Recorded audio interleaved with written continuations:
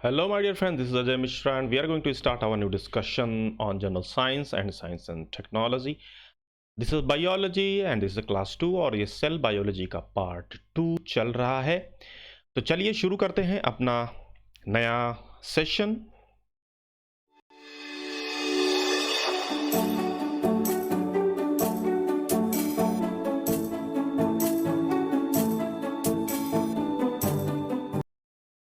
तो आज का डिस्कशन पॉइंट जो है वो है, सबसे पहले हम बात करेंगे व्हाट इज़ सेल, आखिर सेल होती क्या है। फिर हम बात करेंगे कि animal cell and plant cell में क्या डिफरेंस है। और फिर हम तीसरा जो मैटर है वो डिस्कस करेंगे, what are the major elements of the cell. Right. तो सबसे पहले हम बात करेंगे व्हाट इज सेल। ये सेल आपको बगल में दिख रही है, आपने ध्यान से देखना है इसको। और सेल के अगर हम डिफिनेशन को देखें तो cell can be defined as a unit, याद रखेंगे इस वर्ड को, unit of biological activity delimited by a semi permeable membrane and capable of self respiration. ये जो सेल आपको दिख रही है ये बेसिक यूनिट है, इकाई है हमारे जीवन की, लाइफ की। यहीं से लाइफ शुरू होती है। ये एक यूनिट है, बायोलॉजिकल एक्टिविटी जितनी भी होती है उसकी एक यूनिट कही जाएगी इसको, इस सेल को हम कह सकते हैं।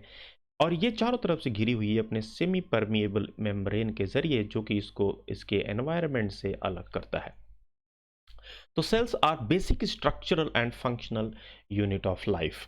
ये क्या कहता है कि जो सेल है वो basic structural and functional unit of life. तो अगर हम पूरे पूरे हम बॉडी की बात करें तो पूरे बॉडी का एक एक जो इकाई है जहाँ से लाइफ शुरू होती है, that can be called as cell. एक एक सेल मिलकर के टिश्यूज बनाते हैं, टिश्यूज मिलके ऑर्गन बनाते हैं और हर ऑर्गन मिलकर के हमारा बॉडी बनता है।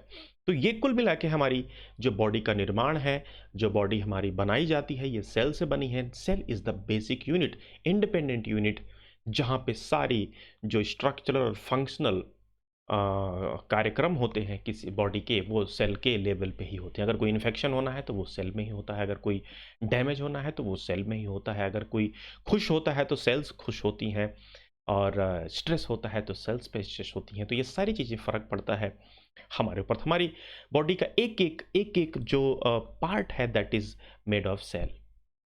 अब हम बात करेंगे सेल के बारे में, थोड़ी सी और इन्फॉर्मेशन बात करेंगे। सबसे पहले इसकी डिस्कवरी जो की गई थी वो रॉबर्ट हुक साहब ने की थी, और इस टर्म को इन्होंने 1665 में कॉइन किया था।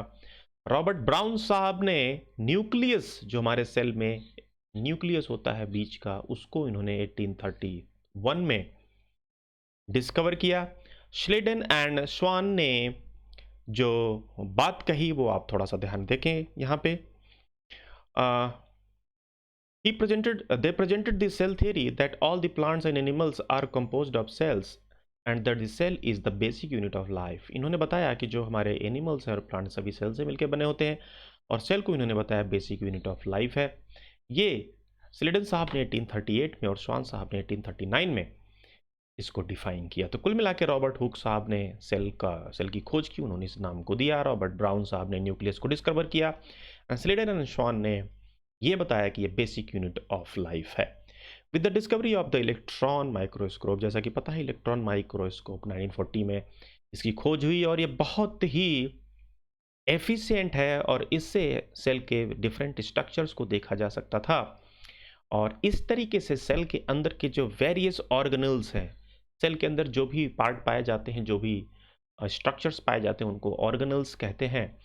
उन ऑर्गेनल्स के बारे में हमें पता चला धीरे धीरे इलेक्ट्रॉन माइक्रोस्कोप के जरिए, और सेल के बारे में हमें विस्तार से बहुत अच्छे तरीके से पता चलने लगा। तो सेल ऑर्गेनल्स क्या हैं ये आपको पता होना चाहिए। Let's consider this is cell. तो ये सेल का जो बाहरी है, जो इसका एनवायरनमेंट है, this is called outside of cell, आप कह सकते हैं एक्सटर्नल एनवायरनमेंट। ये इंटरनल पार्ट है सेल का, और ये इनके बीच में होता है ये मेम्ब्रेन, इसको कहते हैं सेल मेम्ब्रेन।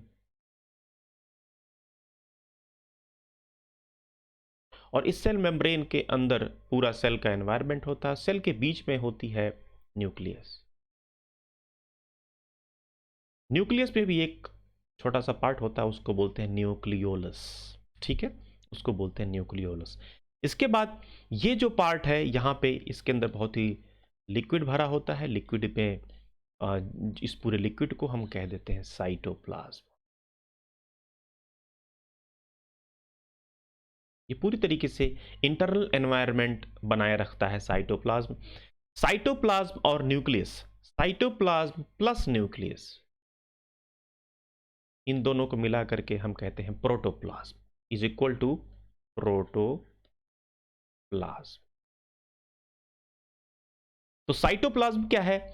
जो सेल मेम्ब्रेन के अंदर और न्यूक्लियस के बीच में जो सारा लिक्विड भरा होता है उसको हम साइटोप्लाज्म कह सकते हैं। और साइटोप्लाज्म और न्यूक्लियस दोनों मिला करके जो लिक्विड एनवायरनमेंट है उसको हम प्रोटोप्लाज्म बोल सकते हैं। इसी साइटोप्लाज्म और प्रोटोप्लाज्म में हम कह सकते हैं, प्रोटोप्लाज्म में सारे के सारे जो हमारे ऑर्गेनेल्स हैं ये पाए जाते हैं। इन ऑर्गेनेल्स में हम कौन कौन पाया जाता है? माइट्रोकांडिया पाया जाता है, राइबोसोम पाया जाता है, एंडोप्लाज्मिक रेटिकुलम पाया जाता है, गोल्गी एपरेटस पाया जाता है, लाइसोसोम पाया जाता है। इसके अलावा लिपिड्स होते हैं और बहुत सारे ऐसी चीज़ें पाई जाती हैं जो कि सेल के अंदर काम करती हैं।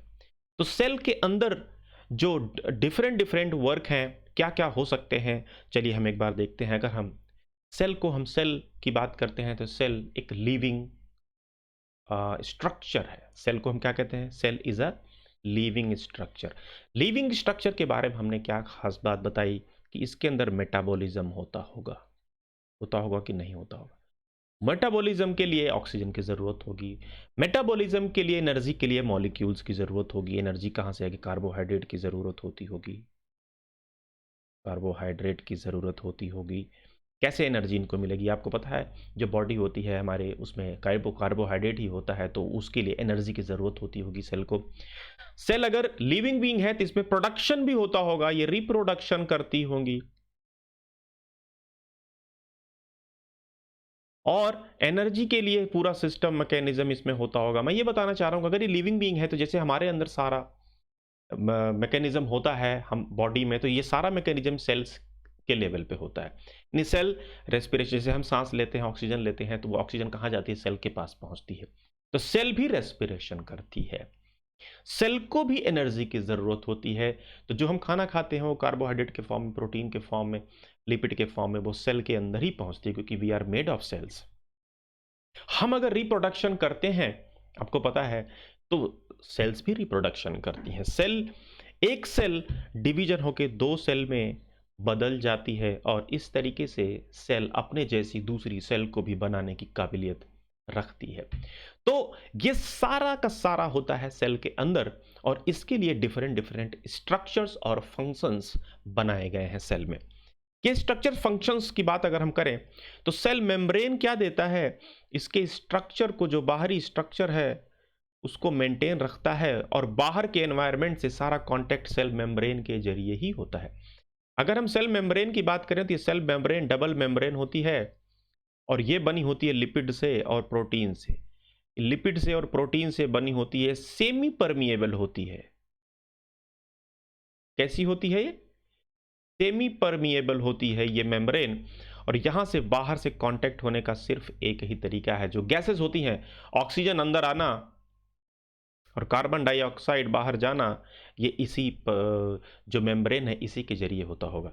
इसी तरीके से प्रोटीन के लिए जो डिफरेंट आइटम्स हैं, मिनरल्स हैं, वो अंदर आना और जो वेस्टेज मटेरियल है उनको बाहर लेके जाना, ये भी इन्हीं मिनरल्स, इन्हीं सेमी परमिएबल जो आपकी मेम्ब्रेन है इसी के जरिए होता होगा। तो कुल मिला के ये क्या है? सेमी परमिएबल है। ये बड़े सेलेक्टिव परमिएबल इनको कह सकते हैं। सेमी की बजाय इनको सेलेक्टिव परमिएबल बोल सकते हैं। आखिर सेलेक्टिव परमिएबल क्या वर्ड है?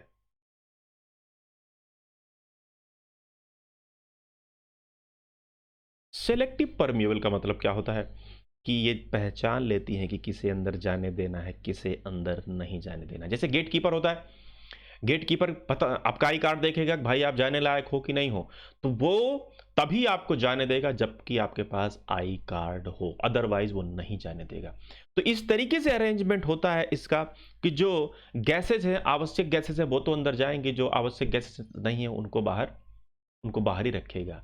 कभी कभार अगर कोई शत्रु आ गया, कोई अटैक करने वाला आ गया, तो इसी में एसओएस कॉल, जिसको कहते हैं इमरजेंसी कॉल, वो यहीं मेम्ब्रेन के ऊपर ही पाई जाती है, और ये एंटीना तुरंत सिग्नल दे देता है अंदर के जो फाइटर्स हैं और बाहर के जो फाइटर्स हैं, आर्मी है, सबको ये बता देती है कि भाई हमारे ऊपर खतरा है। अगर कोरोना का वायरस अटैक करता है सेल के ऊपर, तो तुरंत सबसे पहले सेल मेम्ब्रेन बताती है, और सेल के अंदर के जो लाइसोसोम्स हैं वो उसके ऊपर अटैक करते हैं और अपने ऊपर अटैक करते हैं। तो ये सेल खुद या तो मर जाएगी ताकि बाकी इन्फेक्शन ना फैले, या बाहर के लोगों से कहेगी आकर के और इस वायरस से लड़ो। तो ये से जो मेम्ब्रेन होती है ये बहुत ज़्यादा इंपॉर्टेंट भूमिका निभाती है। किससे बनी होती है? लिपिड से मिलकर बनी होती है। लिपिड का मतलब होता है फैट से मिलकर बनी होती है। तो जो लोग फैट की बुराई करते हैं, फैट बहुत नुकसान करता है, ये होता है वो होता है, फैट बहुत ही इंपॉर्टेंट होता है। और अल्टीमेटली जब कार्बोहाइड्रेट से एनर्जी नहीं मिलती है तो यही फैट इस सेल को एनर्जी भी देता है। तो सेल मेम्ब्रेन की ये खास बातें थी। न्यूक्लियस की जो खास बात है वो क्या है, आपको बता दूं कि न्यूक्लियस जो है वो कंट्रोल पैनल है। न्यूक्लियस क्या है? कंट्रोल पैनल है साहब। ये एकदम बीच में होता है, ध्यान से देखो, बीच में चारों तरफ की एक्टिविटी को पूरा कंट्रोल करता है पूरे सेल को। तो कुल मिला के जैसे हमारे पूरे शरीर में ब्रेन होता है, ब्रेन कंट्रोल करता है, ऐसे ही न्यूक्लियस होता है सेल के अंदर, जो पूरे सेल की एक्टिविटी को कंट्रोल करता है। और सबसे इंपॉर्टेंट, जैसे राजा होता है, किंग सबसे बीच में होता है, ऐसे ही सबसे इंपॉर्टेंट जो मटेरियल्स होते हैं वो न्यूक्लियस के अंदर होते हैं, जिनको आप कह सकते हैं डीएनए। डीएनए, जीन्स, क्रोमोसोम्स, ये सब किधर होंगे? न्यूक्लियस के अंदर होंगे साहब। और इसलिए न्यूक्लियस न्यूक्लियस क्या है? नंबर 1 कंट्रोल पैनल है, दूसरा रिप्रोडक्शन के लिए सबसे ज्यादा जिम्मेदार है, तीसरा जो भी सेल को काम असाइन करना है वो कौन करेगा? न्यूक्लियस ही असाइन करता है सारे के सारे काम को। साइटोप्लाज्म के बारे में मैंने बता दिया कि ये जिस एनवायरनमेंट में बाहर सारे ऑर्गेनल्स रहते हैं, न्यूक्लियस के बाहर, उनको साइटोप्लाज्म बोलते हैं। माइटोकांड्रिया को बोलते हैं power house of the cell. Mitochondria, what is mitochondria? Mitochondria is power house of the cell.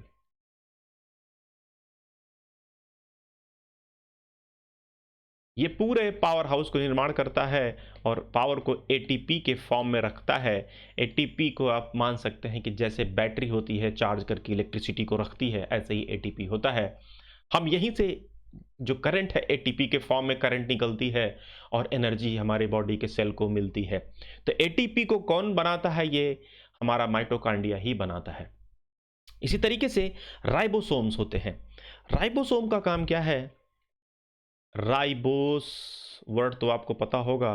अगर आप डीएनए और आरएनए की बात करें, deoxy ribose nucleic acid, ribose nucleic acid, RNA ribose nucleic acid, और DNA deoxy ribose nucleic acid. तो आप ये राइबोसोम ही है, ये राइबोसोम है जो कि अमीनो एसिड से प्रोटीन बनाता है। कुल मिला के राइबोसोम ही प्रोटीन सिंथेसिस करता है। आपको पता होना चाहिए कि राइबोसोम ही है जो प्रोटीन सिंथेसिस करता है। प्रोटीन सिंथेसिस का मतलब क्या होता है? प्रोटीन सिंथेसिस का मतलब होता है अमीनो एसिड के फॉर्म में होती हैं चीजें, अमीनो एसिड को सिंथेसाइज किया जाता है, यूज किया जाता है, और फिर अल्टीमेटली प्रोटीन बनती है। ये काम किसका है? राइबोसोम्स का। किसके कंट्रोल में? न्यूक्लियस के कंट्रोल में। जो न्यूक्लियस के अंदर डीएनए होता है, वो डीएनए कंट्रोल करता है कि किस तरीके से जो किस तरीके से जो अमीनो एसिड है उसको उसको प्रोटीन में कन्वर्ट करना है। ये डीएनए पूरा कंट्रोल करता है, ठीक है। ईआर, एंडोप्लाज्मिक रेटिकुलम, ये क्या होते हैं साहब? ईआर क्या है? ये सेल जो न्यूक्लियस होता है और इसके बाहर में पूरी नेटवर्क होता है। This is called endoplasmic reticulum, ER.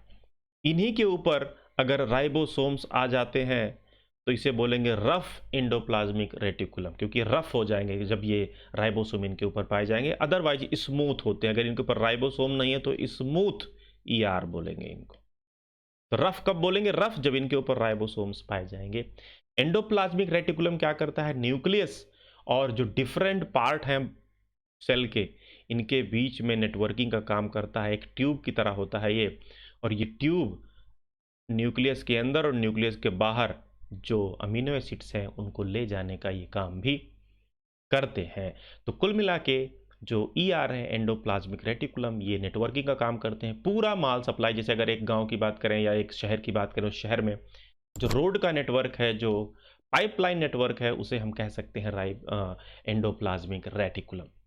इसके बाद गोल्गी अपैरेटस है। गोल्गी अपैरेटस की क्या खास बात होती है? गोल्गी अपैरेटस की क्या खास बात होती है कि ये पैकेजिंग का और स्टोरेज का काम करते हैं। ये क्या काम करते हैं? Packaging and storage.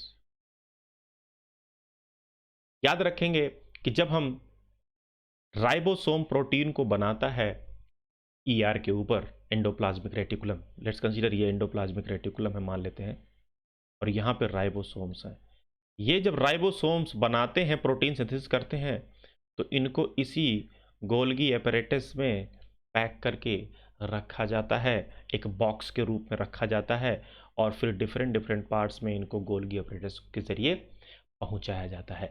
तो कुल मिला के जो गोल्गी अपैरेटस होते हैं ये स्टोरेज का काम कर सकते हैं, और ये फॉर्मेशन का भी काम करते हैं कभी कभार, और एक एरिया से दूसरी एरिया में अगर हमें पहुंचाना हो तो ये जो गोल्गी अपैरेटस हैं इनका काम कर देते हैं।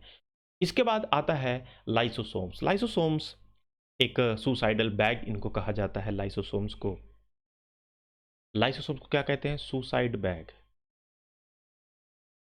ये वेसिकल्स होते हैं। वेसिकल्स, जब भी मैं वेसिकल्स वर्ड इस्तेमाल करूंगा इसका मतलब होता है बैग। ये बैग होते हैं, ये बैग फिल होते हैं किस चीज से? एंजाइम से। 50 तरीके के एंजाइम होते हैं इसमें, 50 टाइप्स ऑफ एंजाइम होते हैं। और ये जब भी खतरा महसूस होता है, दो काम होता है इसका कि डीएनए बोलता है कि देखो अब इस सेल का काम खत्म हो गया, इस सेल का इतनी ही लाइफ थी, इस सेल को जाना चाहिए। उस समय ये जो आपका लाइसोसोम है, इसको इंफॉर्मेशन जब मिलती है कि भाई अब इस सेल को मरना है, तो ये क्या करता है? ये फट जाता है। ये जब फट जाता है तो इसके जो एंजाइम होते हैं वो बाहर आ जाते हैं, और ये एंजाइम अपने सेल के जितने भी कार्बनिक मटेरियल हैं उनको पचा जाते हैं, उनको डाइजेस्ट कर जाते हैं। These enzymes are digestive enzyme. Lysosome क्या है? अपने अंदर में रखता है डाइजेस्टिव एंजाइम्स। दो केस में, पहला केस क्या है कि जब लाइफ खत्म हो जाए, सेल की लाइफ, सेल लाइफ एंड्स। और दूसरा केस कब है कि जब कोई बाहरी शत्रु ने अटैक कर दिया तो भी लाइसोसोम फट जाता है, ताकि जो अदर सेल्स हैं वो बच जाएं या अपनी जान गंवा करके। लाइसोसोम्स अपनी सेल को मार देता है ताकि जो इन्फेक्शन है वो बहुत ज़्यादा ना बढ़े। तो इनको कहा जाता है सुसाइडल बैग्स। ये इतना जानने की ज़रूरत है। तो लाइसोसोम्स कहीं ना कहीं आपके जो इम्यूनिटी है, इम्यूनिटी में भी काफ़ी अच्छा योगदान देता है। आगे हम चलेंगे, इम्यूनिटी बहुत इंपॉर्टेंट चैप्टर है, इस पर विस्तार से डिस्कस करेंगे। तो चलिए आगे चलते हैं, डिफरेंस देखते हैं हम अपने एनिमल सेल और प्लांट सेल के बीच में। अभी हम जो ऊपर हमने डिस्कस किया इसको हम आगे भी डिस्कस करेंगे थोड़ा सा डिटेल में। Difference between animal cell and plant cell, इनकी चर्चा हम करते हैं। तो ये है आपके एनिमल सेल जो कि रेड कलर में दिखाई है, प्लांट सेल को हमने ग्रीन बनाया है ताकि आपको पता चल जाए ग्रीन होते हैं प्लांट सेल्स। तो एनिमल सेल में आपने देखा होगा गोल्गी अपैरेटस भी पाया जाता है, प्लाज्मा मेम्ब्रेन होता है, centriole, lysosomes, ribosome, mitochondria, rough endoplasmic reticulum, cytoplasm, nucleus, smooth endoplasmic reticulum, बहुत सारे चीज़ें पाई। सबका जानना जरूरी नहीं है, एक दो अगर आप नहीं भी जानते हैं तो कोई बहुत बड़ी बात नहीं है। प्लांट सेल की अगर खास बात हम देखेंगे तो इसमें भी देखो लगभग वही चीज़ें पाई जाती हैं, लगभग वही, लेकिन इसमें एक खास बात है, क्लोरोप्लास्ट पाया जाता है इसमें। क्लोरोप्लास्ट का मतलब होता है कि जो फोटोसिंथेसिस के लिए जिम्मेदार हैं, जो कि एनिमल सेल में नहीं पाया जाता है। बाकी गोल्गी अपैरेटस भी पाया जाता है, बाकी प्लाज्मा मेम्ब्रेन भी पाया जाता है। सेल वॉल एक दूसरा फिनोमिना है जो कि एनिमल सेल में नहीं पाया जाता है, जबकि प्लांट सेल में पाया जाता है। तो प्लांट सेल में दो तीन खास बात होती हैं, क्लोरोप्लास्ट एक हो गया, दूसरा सेल वॉल हो गया। तो प्लास्टिड्स हो गए, क्लोरोप्लास्ट हो गया, सेल वॉल हो गया, ये सारी चीजें पाई जाती हैं प्लांट सेल में। और वैक्यूल्स जो होते हैं वैक्यूल्स, बहुत बड़ा आकार का ये वैक्यूल्स है, ये बहुत बड़ा सा, जबकि एनिमल सेल में ये नहीं है, बहुत छोटे छोटे होते हैं या तो होते ही नहीं। तो वैक्यूल्स पाए जाते हैं प्लांट सेल में, क्लोरोप्लास्ट पाया जाता है और सेल वॉल पाई जाती है। इसके बारे में डिटेल में डिस्कस करते हैं हमारे। चलिए देखते हैं डिफरेंस क्या है एनिमल सेल और प्लांट सेल में। न्यूक्लियस की बात करें तो एनिमल सेल में present present cilia present, it's very rare. Plant cell में सीलिया नहीं। सीलिया आखिर होता क्या है? जब हम खाना खाते हैं, हम अपनी बात करते हैं ह्यूमन बींग, जब हम खाना खाते हैं तो खाना पीछे की तरफ जा रहा होता है। ध्यान से देखिए, आगे बढ़ता रहता है, खाना आगे बढ़ता रहता है। इसको आगे बढ़ाने में जो हमारी आंत होती है, इंटेस्टाइन होती है, वहां पे सीलिया पाया जाता है, जो कि उसे एक मूवमेंट एक ही तरफ करेगा। कभी कभार आपको जो वोमिटिंग होती है, तो वोमिटिंग का वही कारण होता है कि सीलिया उल्टी तरफ काम करना शुरू कर देता है। सीलिया अगर एक डायरेक्शन में काम कर रहा है तो भोजन ऊपर से नीचे की तरफ लेके जाएगा, लेकिन अगर उल्टी होनी होती है तो सीलिया उल्टी तरफ काम करता है और हाथ से पानी निकाल करके जो आपका मटेरियल है वो मुंह से बाहर फेंक देता है। तो सीलिया सीलिया एनिमल सेल्स में पाए जाते हैं, जबकि प्लांट सेल में ये नहीं पाए जाते हैं। शेप कैसा होता है एनिमल सेल का? राउंड या इरेगुलर शेप होता है, जबकि जो प्लांट सेल होते हैं इनका रेक्टेंगुलर होता है और फिक्स्ड शेप होते हैं। प्लांट सेल्स के जो शेप होते हैं फिक्स्ड होते हैं। क्लोरोप्लास्ट एनिमल सेल में नहीं पाया जाता है, जबकि प्लांट सेल में पाया जाता है। वाई? बिकॉज उनको अपना खाना खुद बनाना होता है, जबकि हम लोग अपना खाना बाहर से लेते हैं। तो भोजन बनाने का एक ही तरीका है, सनलाइट से प्लांट सेल भोजन बनाते हैं। कैसे? फोटोसिंथेसिस करके। और फोटोसिंथेसिस के लिए जिम्मेदार कौन है? क्लोरोप्लास्ट है। साइटोप्लाज्म दोनों में पाए जाएंगे, एंडोप्लाज्मिक रेटिकुलम दोनों में पाए जाएंगे, राइबोसोम्स दोनों में पाए जाएंगे, माइटोकॉन्ड्रिया दोनों में पाया जाएगा। वैक्यूल्स, वन और मोर स्मॉल वैक, देखो इस वैक्यूल छोटे छोटे होते हैं, आपको सेल मैंने दिखाया था, लेकिन जो हमारे प्लांट सेल हैं उसमें वैक्यूल्स बहुत बड़े होते हैं, लगभग 90% तक एरिया कवर कर लेते हैं कभी कभार ये। इसके अलावा हम चलते हैं अब मेजर एलिमेंट्स पे, थोड़ा डिटेल में डिस्कस करेंगे सेल के। तो मेजर एलिमेंट्स हैं nucleolus, nucleus, ribosome, vesicles, rough endoplasmic reticulum, Golgi apparatus, cytoskeleton, smooth endoplasmic. इसमें से हम सारे डिस्कस नहीं करेंगे, कुछ जो इंपॉर्टेंट है हम उनके बारे में डिस्कस करेंगे। इस पिक्चर को आप ध्यान से देख लें। सबसे पहले हम बात करेंगे न्यूक्लियोलस की, बात करेंगे न्यूक्लियोलस किधर है? वो न्यूक्लियस, देखिए ये पूरी सेल है, इस सेल में ये न्यूक्लियस है और न्यूक्लियस के अंदर ये न्यूक्लियोलस है। देखो ये पूरा न्यूक्लियस है और इसके अंदर में ये न्यूक्लियोलस है। तो न्यूक्लियोलस जो है इसमें बनता है राइबोसोमिक आरएनए।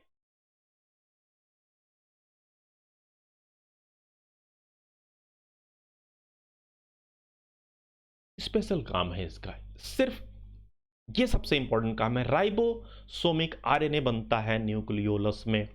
बाकी जो क्रोमोसोम्स होते हैं, जो डीएनए होते हैं, वो सब न्यूक्लियस में पाए जाते हैं, लेकिन जो न्यूक्लियोलस होता है इसमें राइबोसोमिक आरएनए पाए जाते हैं। आगे हम देखेंगे क्या होता है। तो nucleolus, within the cell nucleus there is a very specific part called nucleolus. This does not contain the chromosome, ये क्रोमोसोम नहीं करता है। क्रोमोसोम क्या है? क्रोमोसोम आपको पता है, क्रोमोसोम ही है जिसके जिसके लिए जो जिस पे डीएनए और जीन्स पाए जाते हैं, और अल्टीमेटली जो सेल डिवीजन होता है उसमें भी क्रोमोसोम बहुत ही इंपॉर्टेंट रोल प्ले करता है। तो न्यूक्लियोलस क्या है? What this contain is the machinery necessary to assemble the cell's ribosomal RNA. जो सेल की राइबोसोमल आरएनए है उनको असेंबल करता है ये, और इसके बाद ट्रांसपोर्ट करता है न्यूक्लियर पोर्स के जरिए इनटू साइटोप्लाज्म। न्यूक्लियर पोर्स के जरिए, देखो ये न्यूक्लियर पोर्स है यहाँ पे छोटे छोटे, देखो ये न्यूक्लियर पोर्स हैं, इनके जरिए ये राइबोसोमिक आरएनए को कहाँ भेजता है? ये साइटोप्लाज्म में भेज देता है। और these ribosomal RNA guide the messenger RNA. अब ये बात करता है कि आखिर ये मैसेंजर आरएनए क्या होते हैं। देखो याद, अब फिर से मैं थोड़ा सा हल्का सा डिटेल में जाने की कोशिश करता हूं। मैं आपको पता होगा डीएनए के बारे में, राइट? ये तो पता होगा डीएनए के बारे में। डीएनए क्या होता है? डीएनए पूरे सेल को कंट्रोल करता है, जीन को कंट्रोल करता है, प्रोग्रामिंग होती है। DNA what is? DNA is a programming code. ये कोड है। ये कोड कैसा है कि आगे जो सेल का स्ट्रक्चर होना है, सेल की लाइफ, सेल में क्या क्या काम होंगे, वो सब डीएनए निर्धारित करता है। ये डीएनए कोडिंग है, और इस कोडिंग का जो इंस्ट्रक्शन है, आखिर वो ले कौन जाएगा? ये तो कोडिंग है। इस कोडिंग को समझने की काबिलियत रखता है कौन? Messenger RNA.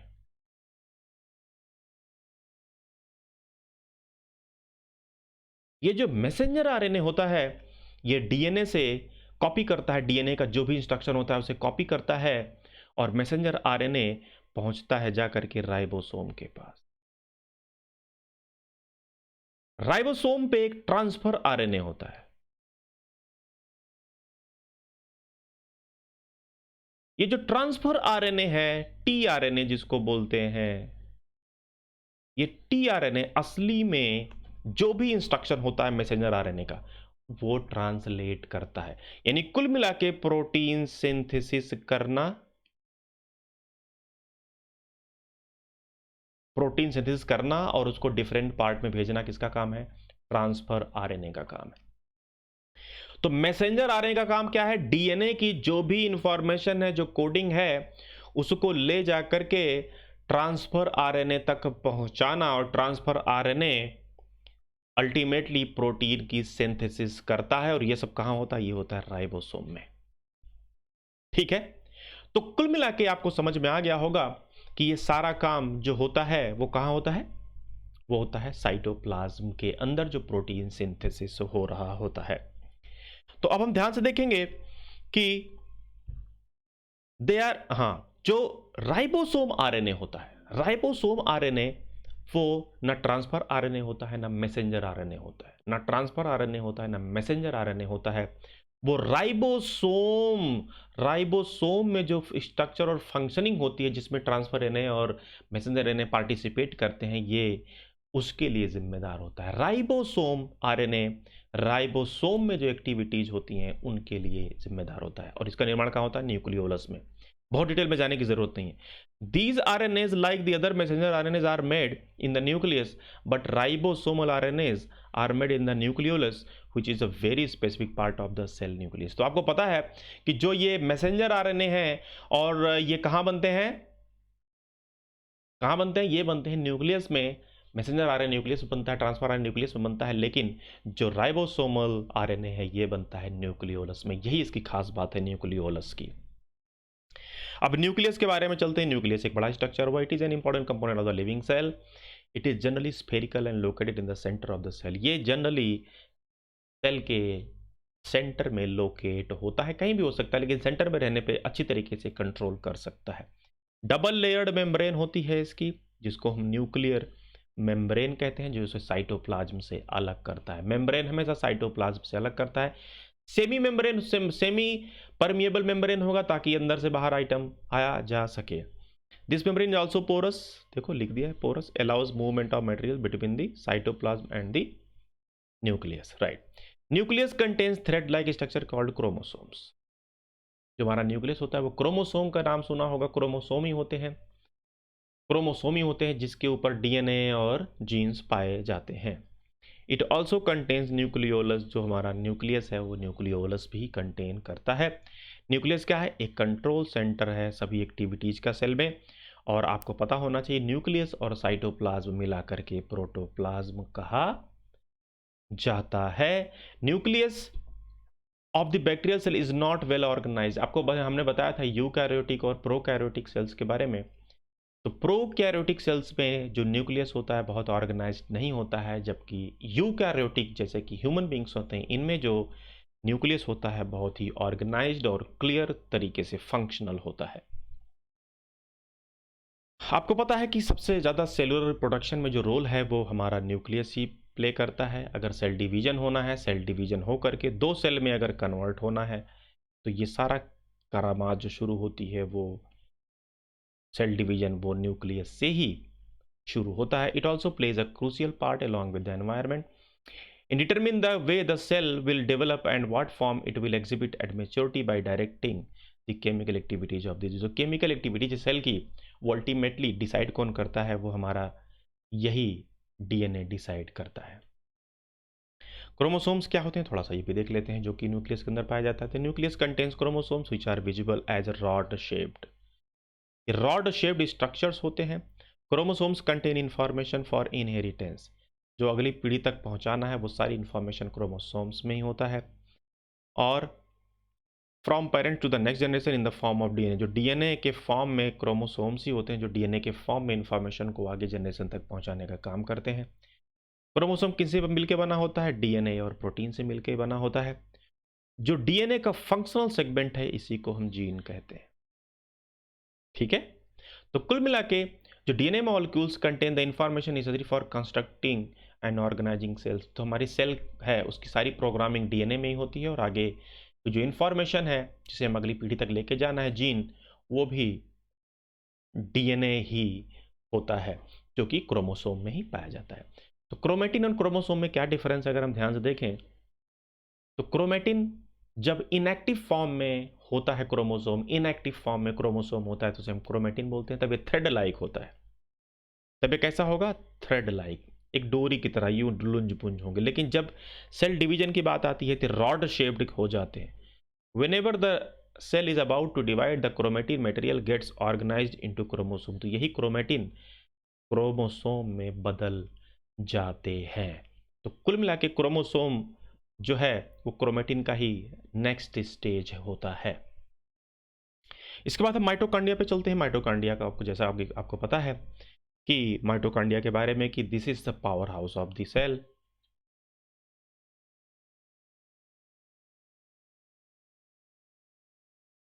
इसे सेल का पावर हाउस भी बोला जाता है। और इसमें डबल मेम्ब्रेन्स पाई जाती हैं। एक मेम्ब्रेन तो बाहरी होगी, आउटर मेम्ब्रेन होती है, और दूसरे बाद इसके अंदर एक डबल मेम्ब्रेन भी पाई जाती है। ये जो डबल मेम्ब्रेन है देखो ये बहुत ही घुमावदार होती है, राइट। और घुमावदार होने का कारण ये है कि इनको ज़्यादा सरफेस एरिया मिले ताकि ये एटीपी को सिंथेसिस कर सकें। एटीपी क्या है? एटीपी के फॉर्म में ही एनर्जी रखी जाती है माइटोकॉन्ड्रिया में। तो एटीपी ज़्यादा हो इसके लिए सरफेस एरिया ज़्यादा हो ताकि एटीपी का सिंथेसिस बहुत ज़्यादा हो सकता है। तो उसके लिए माइटोकॉन्ड्रिया अपने अंदर बहुत सारे फोल्ड टाइप के स्ट्रक्चर्स को बना के रखता है ताकि सिंथेसिस बहुत ही डिटेल्ड हो सके, बहुत बढ़िया से हो सके। और एक सबसे जो खास बात है माइटोकॉन्ड्रिया की, इसके बारे में आपको पता होना चाहिए कि इसका अपना डीएनए होता है। ऐसा माना जाता है, रिसर्चर्स बोलते हैं कि जो डीएनए है इसका ऐसा हो ही नहीं सकता कि एक सेल में दो डीएनए हो। इसका मतलब है कहीं ना कहीं ये फॉरेन सेल है जिसे हमारी सेल ने एडॉप्ट कर लिया है, दोनों के बीच सिम्बायोटिक रिलेशनशिप हो गया, ऐसा माना जाता है। कुछ लोग मानते हैं, अभी प्रूव नहीं है, कि जो माइटोकॉन्ड्रिया है कभी किसी बैक्टीरिया का सेल रहा होगा, और बैक्टीरिया जब हमारे बॉडी पे अटैक किया तो हमारे सेल और बैक्टीरिया के बीच एक सिम्बायोटिक रिलेशनशिप हो, कंप्रोमाइज हो गया कि चलो भाई तुम हमारे पास रहो, तुम हमारे लिए काम करो, हम तुम्हारे लिए काम करते हैं। और इस तरह क्योंकि अपना डीएनए इसके पास होना, अपना राइबोसोम होना, ये बहुत ही इंपॉर्टेंट बात होती है जो कि माइटोकॉन्ड्रिया में पाई जाती है। तो माइटोकॉन्ड्रिया की खास बात क्या है? नंबर 1 ये power house of the cell है। नंबर 2 इसका अपना डीएनए होता है। नंबर 3 इसका अपना राइबोसोम होता है। इसमें डबल मेम्ब्रेन होती है, एक मेम्ब्रेन बाहरी होती है और एक मेम्ब्रेन अंदर होती है। अंदर जो मेम्ब्रेन होती है वो डबल मेम्ब्रेन, उसको फोल्ड होते हैं बहुत सारे, और उन फोल्ड की वजह से इसमें एटीपी की सिंथेसिस बहुत ही बढ़िया तरीके से हो पाता है।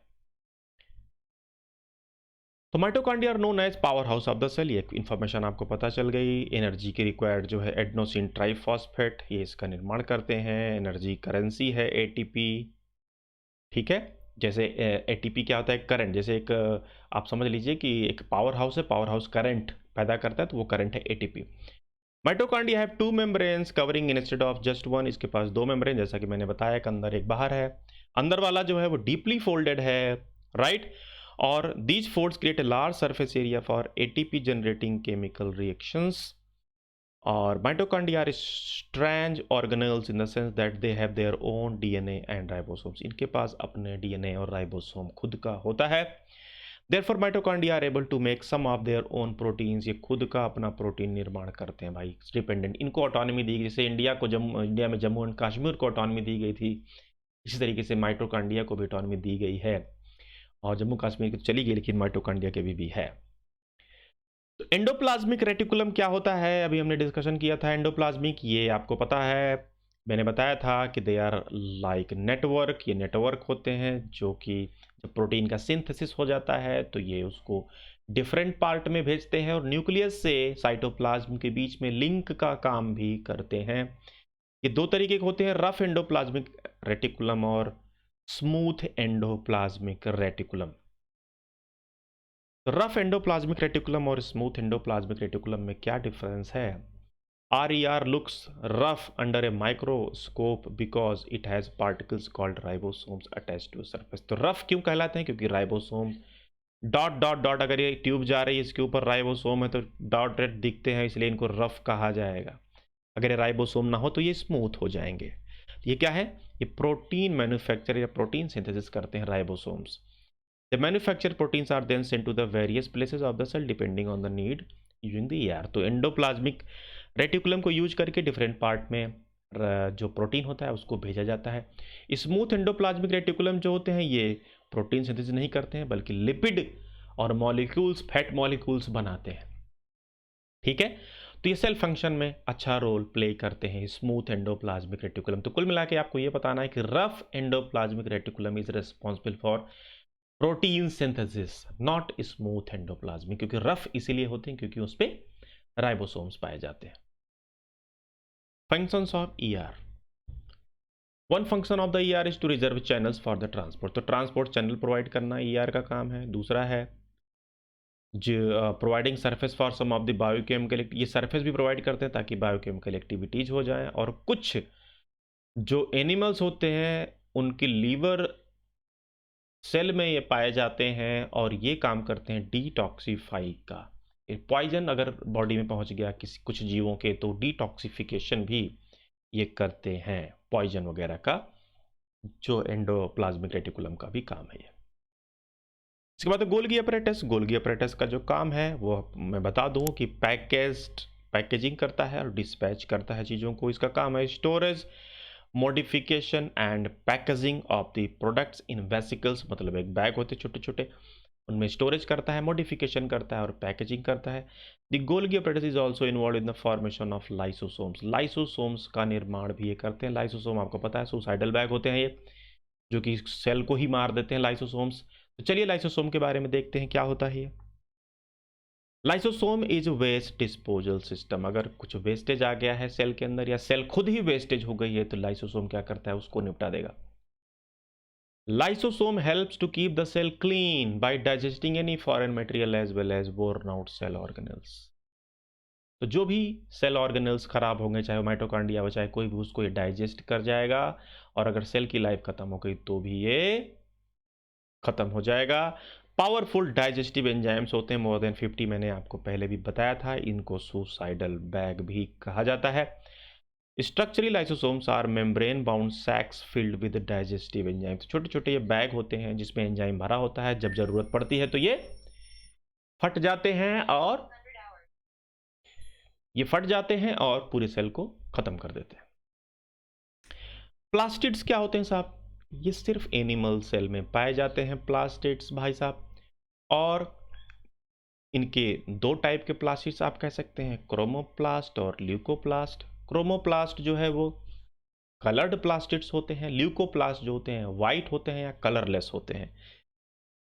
दे आर ऑफ डिफरेंट कलर, जो प्लास्टिड्स हैं ये बहुत डिफरेंट डिफरेंट कलर्स के होते हैं। ग्रीन पिगमेंट जो अगर होता है तो क्लोरोफिल कहते हैं, और प्लास्टिड का जो ग्रीन कलर है, green colour plastids are called chloroplast.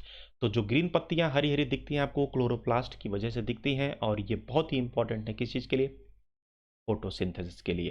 Chloroplast also contain various yellow और orange pigments in addition to chlorophyll. Chlorophyll के अलावा बहुत सारे अलग अलग कलर भी ये अपने में समाये हुए हैं। Leucoplasts are primarily organelles in which materials such as starch, oils and protein granules are stored। तो ल्यूकोप्लास्ट क्या है? ल्यूको जो व्हाइट कलर का होता है, इसमें स्टार्च, ऑयल और प्रोटीन ग्रेन्यूल्स ये सारे स्टोर किए जाते हैं। ठीक है, तो जहाँ chloroplast is responsible for photosynthesis, leucoplast is responsible for storing of starch, oils, and proteins.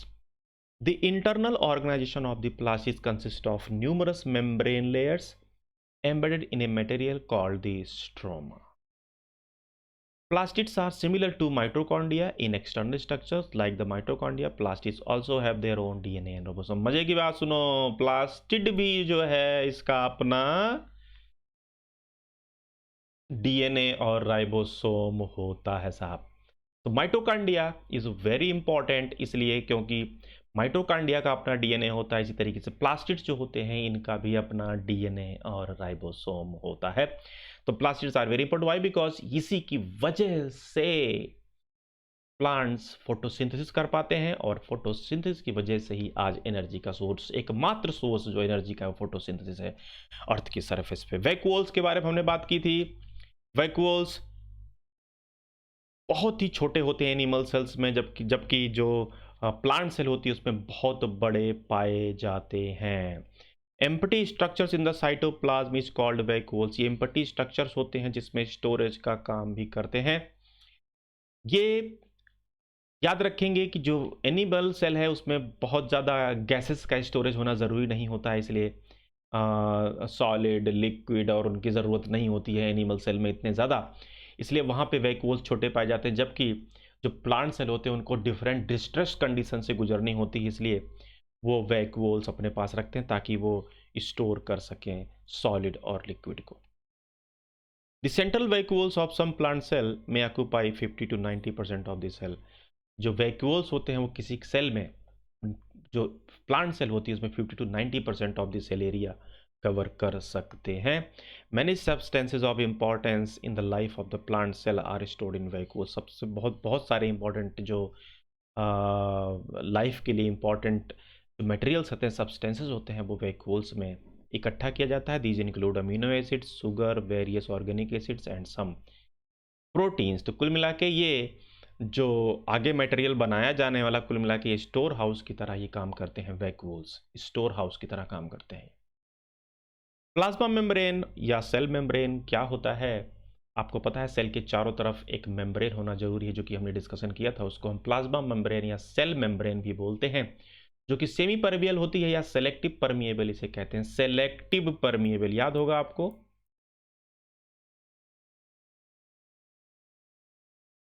Selective permeable भी इसे बोलते हैं। Cell membrane is also called the plasma membrane. It can be observe only through an electron microscope. इसे सिर्फ electron microscope के जरिए ही देखा जा सकता है। Plasma membrane is outermost covering of the cell that separates the contents of the cell from its external environment. कुल मिला के जो साइटोप्लाज्म है उसको एक्सटर्नल एनवायरनमेंट से अलग करने का काम यही सेल मेम्ब्रेन करती है। ये बनी होती है प्रोटीन और लिपिड से। और plasma membrane is a selectively permeable membrane, यानी कुछ मटेरियल को तो आने देती है अंदर, बाकियों को नहीं आने देती है, पहचान के कि उनको बाहर कर देती है। भाई साहब आई कार्ड दिखाओ नहीं तो बाहर रहो। एंडोसाइटोसिस और डिफ्यूजन, ये दोनों के बीच में भी आपको अंतर समझना जरूरी है। The flexibility of the cell membranes also enables the cell to engulf in food and other materials from its external environment। तो कुल मिला के जो सेलेक्टिव परमिएबिलिटी होती करती क्या रहती है, वो काम करती है एंडोसाइटोसिस का, यानी कुछ मटेरियल को अंदर आने देती है ताकि फूड और मटेरियल अंदर आ जाए और बाकी चीज़ों को अंदर नहीं आने देती है। इसको बोलते हैं endocytosis. Such process are known as endocytosis. Amoeba acquires its foods through such process। Amoeba एक, आपको पता है, एक यूनिसेल्युलर, सिंगल सेल्युलर एनिमल है जो कि इसी प्रोसेस से अपना भोजन लेता है। ये अमीबा को अमर भी कहा जाता है। डिफ्यूजन, डिफ्यूजन एक दूसरा प्रोसेस है जिसके जरिए गैसेस जो होती हैं वो एक एरिया से दूसरे एरिया में करती हैं। लेट्स कंसीडर कि ये एक एरिया है, दूसरा एरिया ये है। इस एरिया में कंसंट्रेशन, जो कंसंट्रेशन है वो लेस है, इस एरिया में कंसंट्रेशन अधिक है, तो इस एरिया से इस एरिया की तरफ गैस जाएगी। इसको कहते हैं डिफ्यूजन, राइट। इसी तरीके से अगर किसी गैस का इधर ज़्यादा है और इधर कम है, तो इस, सिंपल सी बात है, ज़्यादा कंसंट्रेशन से दूसरे कंसंट्रेशन की तरफ जो जो हमारी गैस है वो अगर जाती है तो इसे हम कहेंगे डिफ्यूज़न। तो आपको पता है कि अगर ऑक्सीजन को अंदर जाना हो और कार्बन डाइऑक्साइड को सेल से बाहर आना हो तो वो डिफ्यूज़न के ज़रिए ही इस प्रोसेस को इस्तेमाल करती हैं और गैसियस एक्सचेंज करती हैं सेल और बाहरी सेल, बाहरी एनवायरनमेंट के बीच में, ठीक है ना? तो जो सेल है वो बाहरी एनवायरनमेंट में गैसियस जो एक्सचेंज करती है उसे हम डिफ्यूज़न कहते हैं। ऑस्मोसिस क्या है? ऑस्मोसिस जैसे गैस डिफ्यूजन होता है वैसे ही ऑस्मोसिस होता है। ऑस्मोसिस होता है लिक्विड को डिफ्यूज करना। आपको पता है कि अगर एक कंसंट्रेशन ज़्यादा हो एक तरफ और दूसरी तरफ कंसंट्रेशन कम हो और एक सेमी परवियल मेम्ब्रेन लगा दी जाए, सेमी परमिएबल मेम्ब्रेन लगा दी जाए, तो अपने आप अगर कंसंट्रेशन इधर ज़्यादा है और इधर कंसंट्रेशन लिक्विड का कम है, लिक्विड का कम है, तो अपने आप जो कम कंसंट्रेशन है इधर की तरफ से ज़्यादा कंसंट्रेशन की तरफ लिक्विड भागना शुरू हो जाएगा। क्यों? क्योंकि दोनों तरफ कंसंट्रेशन ये बराबर करना चाहेगा। तो लिक्विड इधर पहुंच जाएगा तो ऑटोमेटिकली जो कंसंट्रेशन है वो बराबर हो जाएगा। इसको कहते हैं ऑस्मोसिस। अगर इसी के आगे एक वर्ड लगा दिया जाए जिसको बोलते हैं रिवर्स ऑस्मोसिस, इसका मतलब है कि अगर कंसंट्रेशन भले ही यहां पे ज्यादा हो लेकिन अगर इसके ऊपर एक प्रेशर लगा दिया जाए, अगर इसे फ्री छोड़ दिया जाएगा तब तो लिक्विड किधर जाएगा? कम कंसंट्रेशन से ज़्यादा कंसंट्रेशन लिक्विड चला जाएगा। लेकिन अगर इसके ऊपर प्रेशर लगा दिया जाए तो ये प्रोसेस उल्टा हो जाएगा, ये प्रोसेस उल्टा हो जाएगा और फिर हाई कंसंट्रेशन से लो कंसंट्रेशन की तरफ पानी या लिक्विड जाने लगेगा। इसको बोलते हैं रिवर्स ऑस्मोसिस। जो हमारा वाटर आरओ जिसको आप कहते हो आरओ रिवर्स ऑस्मोसिस के प्रोसेस को यूज करता है, जिसमें लिक्विड हाई कंसंट्रेशन से लो कंसंट्रेशन की तरफ जाता है। इसलिए सलाइन वाटर को भी आप फ्रेश वाटर में कन्वर्ट कर लेते हैं। तो ये ऑस्मोसिस प्रोसेस को यूज करता है और सेल हमारी जो होती हैं वो वाटर को एब्जॉर्ब करती हैं, इसमें हेल्प मिलती है हमें। Thus, diffusion is important in exchange of gases and water in the life of a cell. In addition to this, the cell also obtains nutrition from its environment. Different molecules move in and out of the cell through a type of transport requiring use of energy in the form of ATP. तो कुल मिला के आपको ध्यान रखना है कि diffusion, osmosis, ये सब प्रोसेस जो हैं वो सेल की एक्टिविटीज़ को चालू करने के लिए होते हैं। गैस को, लिक्विड को सेल और उसके बाहरी एनवायरनमेंट में आदान प्रदान करने के लिए, एक्सचेंज करने के लिए सारे प्रोसेसेस अपनाए गए हैं। सेल वॉल और साइटोप्लाज्म में भी थोड़ा सा हम देख लेते हैं क्या होता है। सेल वॉल जो पाई जाती है ये सिर्फ प्लांट सेल में पाई जाती है, एनिमल सेल में नहीं होती है। सेल वॉल क्यों होती है प्लांट सेल में? ये सेल्यूलोज की बनी होती है, याद रखेंगे इसे। सेल्यूलोज की बनी होती है और इसमें इसलिए होती है क्योंकि सेल बहुत जो प्लांट होते हैं ये बहुत सारे स्ट्रेस से गुजरते हैं, क्योंकि आगे पीछे नहीं जा सकते, घूम नहीं सकते। ठंडी में भी इनको वहीं पे खड़े रहना है, गर्मी में भी इनको वहीं खड़े रहना है, बरसात में भी वहीं खड़े रहना है, बहुत सारे स्ट्रेस ये झेलते हैं और इसलिए सेल वॉल इनको हर प्रेशर से प्रोटेक्ट करके रखती है। जब भी प्रेशर सेल के ऊपर पड़ेगा सेल वॉल उसको प्रोटेक्ट करता है, एक्स्ट्रा प्रेशर झेलने की काबिलियत पैदा करता है। तो ये क्या है? ये सेल मेम्ब्रेन के बाद सेल वॉल पाई जाती है। It is found in plant cell in addition to the plasma membrane. Plasma membrane के अलावा होती है ये, ठीक है। It is another rigid outer covering called the cell wall. The cell wall lies outside the plasma membrane. Plasma membrane के सबसे बाहरी दीवार पे पाया जाता है। And the plant cell wall is mainly composed of cellulose. इस सेल्यूलोज का मिलके बना होता है। And cellulose is a complex substance and provide structural strength to the plant. जो प्लांट का स्ट्रक्चरल स्ट्रेंथ है वो इसी सेल वॉल की वजह से होता है। साइटोप्लाज्म के बारे में आपको पता ही होगा कि न्यूक्लियस और सेल मेम्ब्रेन के बीच में जो जेली लाइक सब्सटेंस पाए जाते हैं उनको कहा जाता है plasma. Cytoplasm is a fluid content inside the plasma membrane. It also contains many specialised cell organelles, mitochondria, Golgi bodies, ribosome, ये सब इसी साइटोप्लाज्म में घूमते रहते हैं। जितने भी ऑर्गेनेल्स पाए जाते हैं आपके न्यूक्लियस और सेल मेम्ब्रेन के बीच में वो साइटोप्लाज्म के अंदर ही पाए जाते हैं। Cell organelles are enclosed by membrane. जितने भी जो आपके सेल ऑर्गेनेल्स हैं, चाहे वो माइटोकॉन्ड्रिया हो, ये सब के अंदर एक मेम्ब्रेन पाई जाती है जो कि साइटोप्लाज्म से इनको अलग करती है। Viruses like any membranes and hence do not show characteristics of life. तो जो हमारे वायरस होते हैं भाई साहब, ये इनके अंदर कोई मेम्ब्रेन नहीं पाई जाती, इसलिए लाइफ का कोई भी सिग्नल नहीं दिखाते। लेकिन जैसे ही हमारे सेल में घुसते हैं, उस सेल पे कब्जा कर लेते हैं और तुरंत ये लाइफ पैदा हो जाती है। क्यों? क्योंकि इनके पास साइटोप्लाज्म आ जाता है। तो साइटोप्लाज्म, हमारा साइटोप्लाज्म इस वायरस को जिंदा करने में पूरी भूमिका निभाता है और फिर हमारे सेल और उस वायरस के बीच जंग छिड़ती है। जो जीता वही सिकंदर। तो इस तरीके से आज का चैप्टर खत्म होता है। Thank you very much. जल्दी ही हाजिर होंगे हम नए चैप्टर के साथ। Thank you.